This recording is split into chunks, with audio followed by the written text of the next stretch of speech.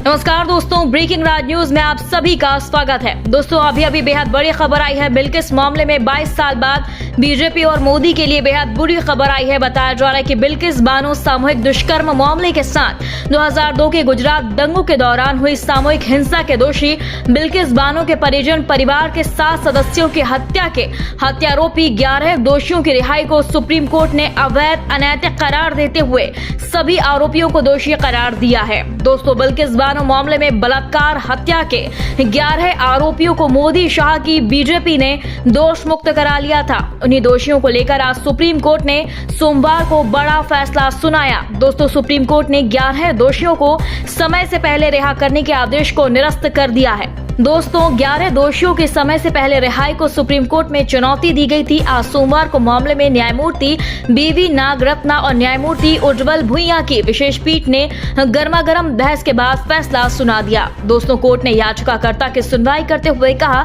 कि पर्याप्त सबूत के बावजूद दोषियों को समय से पहले रिहाई करना अनैतिक है। यह कहकर कोर्ट ने सभी दोषियों की सजा में मिली छूट को रद्द कर दिया। आपको बता दें पिछले साल गुजरात सरकार ने बिल्किस बानो मामले में 11 दोषियों को रिहा किया था।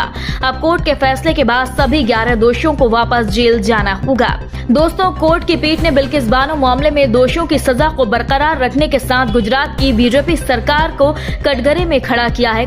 कोर्ट ने गुजरात सरकार के फैसले को पलटते हुए कहा कि गुजरात राज्य के द्वारा शक्ति का प्रयोग सत्ता पर कब्जा और सत्ता के दुरुपयोग का एक उदाहरण है। यही नहीं कोर्ट ने 2 सप्ताह के भीतर जेल अधिकारियों को रिपोर्ट करने का निर्देश दिया।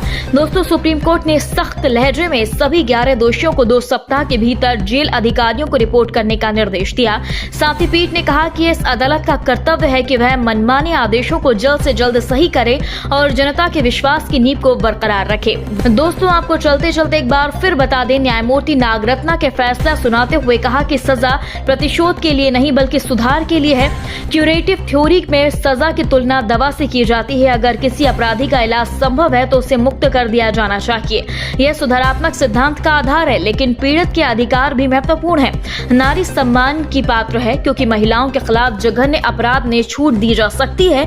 यह वह मुद्दे हैं जो उठते हैं। दोस्तों जस्टिस नागरत्ना ने बिल्किस बानो मामले में आगे कहा, हम योग्यता और स्थिरता दोनों के आधार पर रिट याचिकाओं पर विचार करने के लिए आगे बढ़ते हैं। इस मामले में दोनों पक्षों को सुनने के बाद ये बातें सामने आती हैं।